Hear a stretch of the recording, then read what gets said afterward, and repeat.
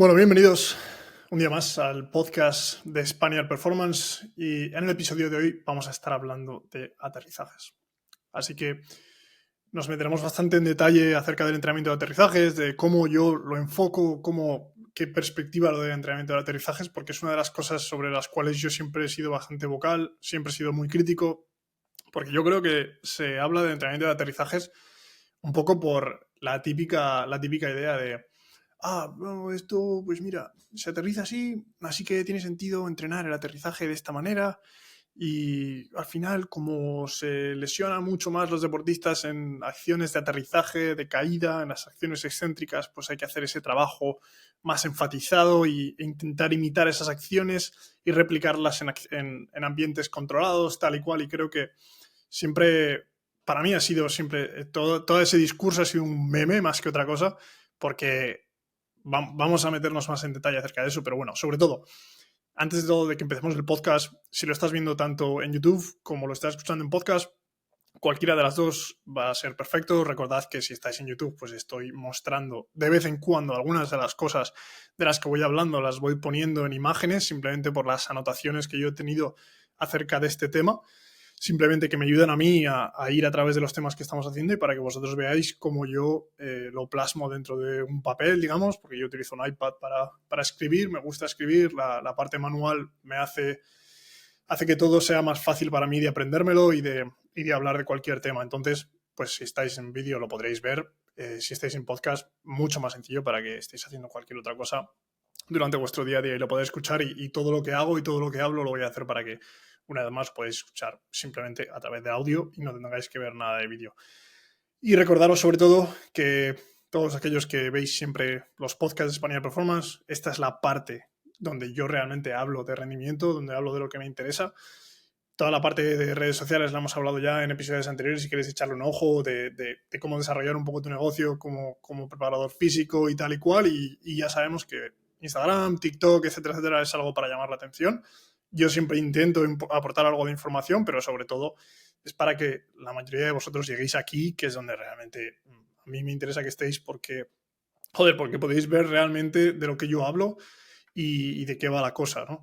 Entonces, recordad eso, que si estáis llegando hasta aquí, pues compartirlo vosotros es brutal. O sea, todos los que compartís que lo estáis viendo en una tele o he visto algunos de los que entrenáis conmigo que lo ponéis en vuestra pared, en un proyector y eso es la hostia. Pero bueno, todos los que podéis compartirlo, tanto la publicación que yo hago sobre el podcast que acabo de subir, como la publicación que yo hago para llamar la atención, como el podcast con compañeros, con amigos, con fisios, con padres, con entrenadores, con deportistas, con cualquier persona que crees que puede ser útil, porque al final intento hacer toda la información lo más desglosada posible, tanto para que un entrenador la escuche, la vea, la entienda y la ponga en práctica, como para que un deportista entienda el porqué y luego cuando esté trabajando con un entrenador diga, ostras, Rodrigo dijo que este entrenador está haciendo aquello, yo puedo cuestionar eso. Al final a mí me gusta un deportista que cuestiona todo aquello que hace porque es la parte más interesante, digamos, de todo esto, de trabajar con ese tipo de deportistas. Así que nada, se me ve un poco pálido si estáis viendo el vídeo porque se está haciendo de noche ya pronto aquí, donde estoy yo, en la costa este, en Estados Unidos, a las 5 de noche, de presión máxima, pero bueno, son las 4:30, así que vamos contra el reloj. Así que vamos con el tema de hoy, con el tema de los aterrizajes. Estás escuchando el podcast de Spaniard Performance, dedicado a conocer todos los aspectos del rendimiento físico y mental. Soy Rodrigo Alvira, y si quieres llevar tus conocimientos y tu rendimiento a su máxima expresión, este es tu podcast.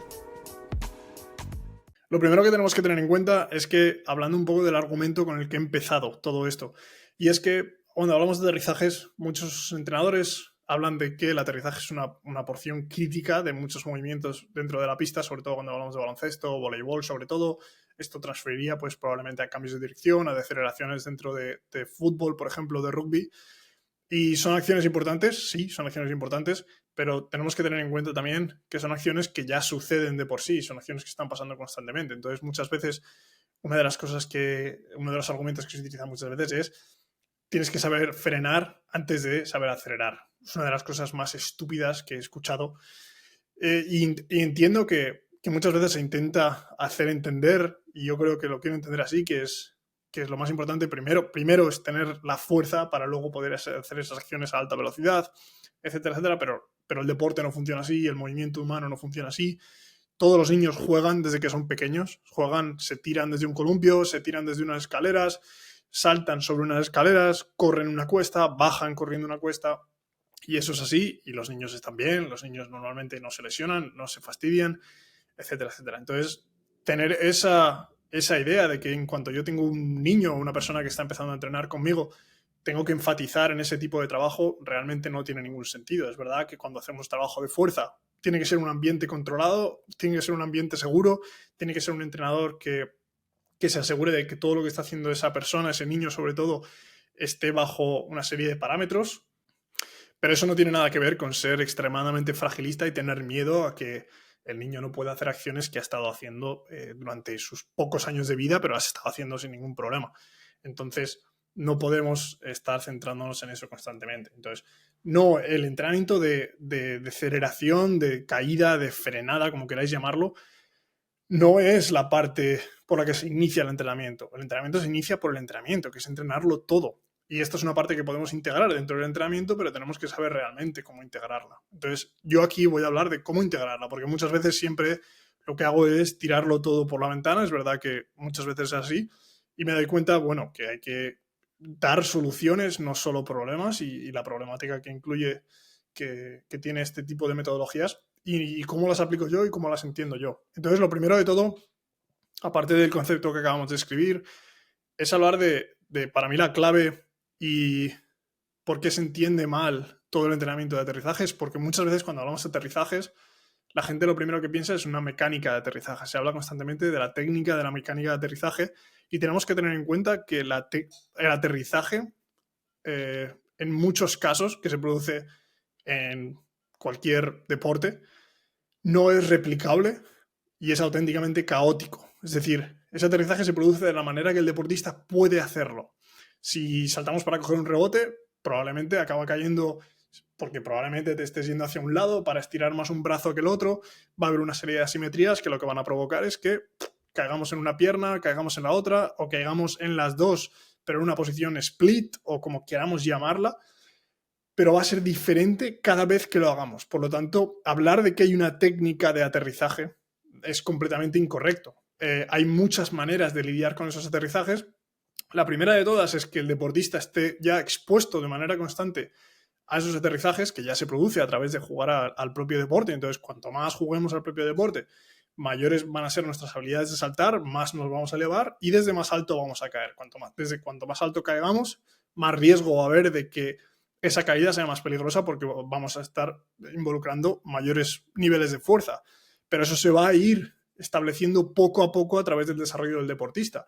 Y sobre todo si el deportista juega su deporte de manera controlada y de manera frecuente. Entonces, esa parte la tenemos cubierto. La segunda parte es que hemos hablado muchas veces dentro de este podcast también, hemos hablado con expertos, con una experta exactamente, con Natalia, en uno de los podcasts en los cuales nosotros tratábamos acerca de la mecánica de aterrizaje. Hablamos del valgo, hablamos del varo, de diferentes acciones que se suelen clasificar como más peligrosas unas que otras, y quedaba bastante claro que eso no era así, que no había un riesgo mayor por una manera de aterrizar u otra, y que estaba bastante más indicado por las capacidades de generación de fuerza del deportista más que otra cosa.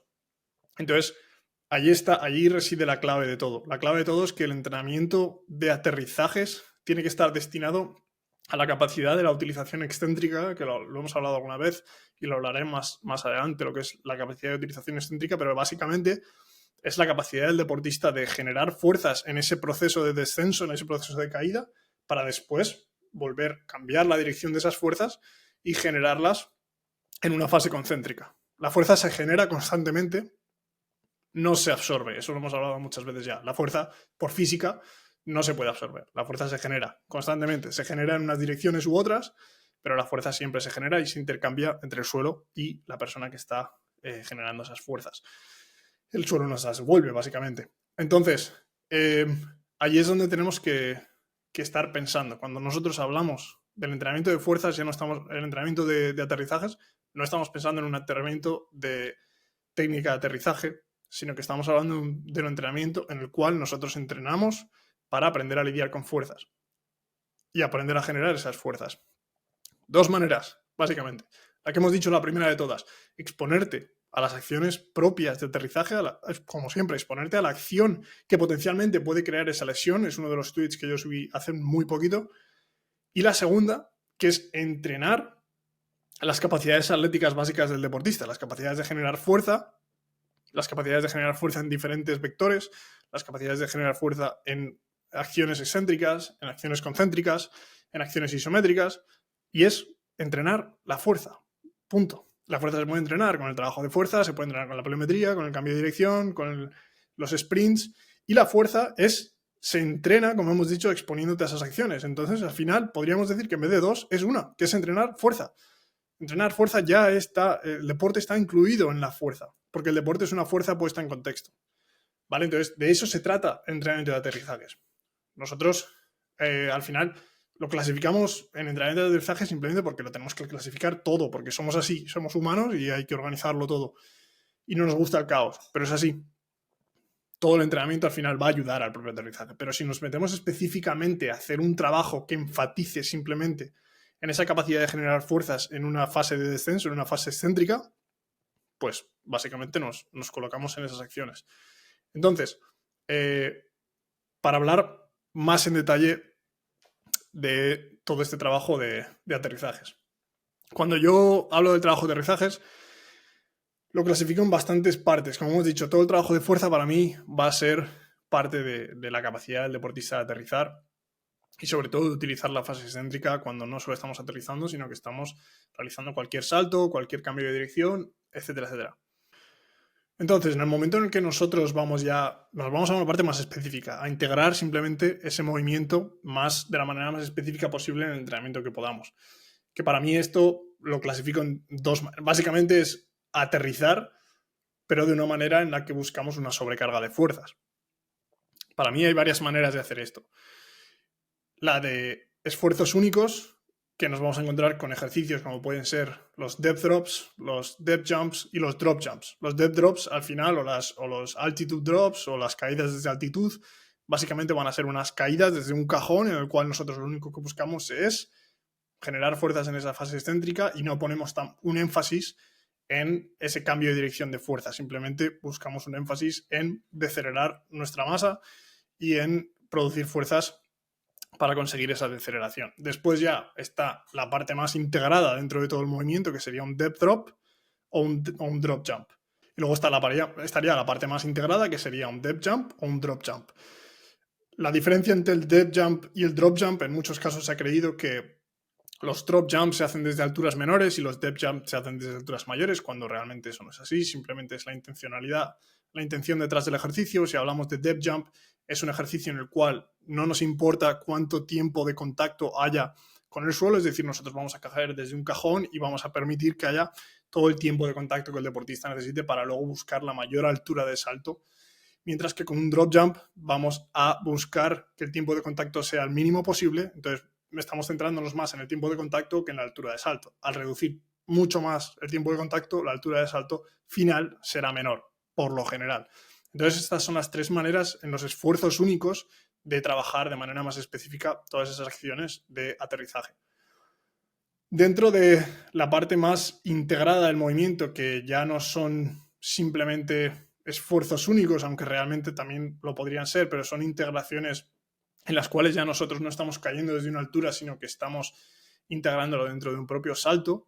A mí me gusta utilizarlo de dos maneras. La primera es realizar un salto normal a dos piernas, con una caída a una pierna, en la cual nosotros estamos generando la altura de salto mayor a la que nosotros podemos llegar a través de dos piernas, pero aterrizando en una sola pierna. Por lo tanto, imaginemos que hagamos un cálculo tonto, que realmente no es exactamente así, pero estamos produciendo dos unidades de fuerza y estamos intentando decelerar dos unidades de fuerza a través de un solo miembro que realmente está diseñado para solo producir una unidad de fuerza. Menudo cacao acabo de montar aquí, pero básicamente es eso. Produzco dos y intento producir dos en la fase de caída a través de un solo miembro, ¿vale? Entonces, saltar a dos piernas, caer a una pierna. Y en la segunda manera que también me gusta, que quizá ya sea un poco más avanzado porque vamos a alcanzar alturas mucho mayores, va a ser los saltos asistidos con goma, que con otro vídeo ya hablaré de por qué estos saltos puramente para rendimiento no me parecen útiles, pero en este caso sí que me parecen, en los cuales nosotros saltamos ayudándonos de la goma a llegar a alturas mayores, soltamos la goma en el aire y caemos a dos piernas. Y lo que podemos hacer incluso para conseguir mayor sobrecarga es saltar a dos piernas con la ayuda de la goma y caer a una pierna en la cual vamos a producir el mismo efecto que habíamos producido anteriormente con un salto normal, pero incluso mayor porque estamos alcanzando mayores alturas de salto con la ayuda de la goma, ¿vale? Entonces, para hacernos, ya hemos hablado de lo que yo principalmente integro dentro del entrenamiento, aparte de todo el trabajo de fuerza. Si quiero enfatizar más en esta porción de aceleración del movimiento, normalmente lo que utilizo son excéntricos rápidos. Tanto los olímpicos también son muy interesantes en la parte de catch. Los excéntricos rápidos en los cuales nosotros estamos trabajando con cargas bastante elevadas, ya estamos hablando de incluso 60-75% del 1RM, por ejemplo, en una sentadilla, y nosotros buscamos bajar ese peso lo más rápido posible y pararlo bruscamente en una porción del movimiento que normalmente va a ser más elevada, más cercana a un ángulo de flexión tanto de rodilla como de cadera que habría en un salto vertical, y que es un método de entrenamiento que yo sobre todo utilizo con deportistas que llevan mucho tiempo entrenando trabajo de fuerza y ya sean más o menos fuertes en números totales y absolutos, son capaces de manejar cargas ligeramente elevadas y tienen mucha experiencia con el trabajo de fuerza, por lo tanto creo que estos métodos se pueden utilizar. Es verdad que en algunos casos son métodos muy demandantes, entonces si estamos trabajando con deportistas que tienen mucha carga deportiva, realmente no estoy tan seguro de que este tipo de trabajo sea útil porque va a añadir muchísima carga, sobre todo muchísima carga axial dentro de la espalda en general, de la columna vertebral, y que en algunos casos yo creo que sí que puede provocar molestias, puede provocar algún daño. Y bueno, hay que tener eso en cuenta, sobre todo con deportistas que no son capaces de manejar cargas externas y no tienen mucha experiencia sobre ellas. Entonces, para tener una idea más allá de cómo aplicar este tipo de entrenamiento, una de las cosas que yo he mencionado en Instagram es que si no se consigue una sobrecarga por encima de lo que nosotros somos capaces de producir de manera natural, este trabajo de aterrizajes es completamente inútil, porque ya estamos consiguiendo ese estímulo a través de nuestro deporte. Es decir, si yo lo único que hago es poner un cajón a una altura menor de la cual yo soy capaz de saltar de manera natural y caigo desde un cajón desde una altura menor, la sobrecarga de fuerzas no es que sea cero, es que es menor que cero. Lo que quiere decir que no voy a conseguir ningún tipo de adaptación, no voy a conseguir ningún tipo de estímulo real que consiga adaptaciones. Por lo tanto, hacer todo lo que hemos dicho de dead drops, de dead jumps y de drop jumps no va a conseguir absolutamente nada si lo estamos haciendo desde alturas mucho menores a las cuales nosotros somos capaces de saltar de manera natural.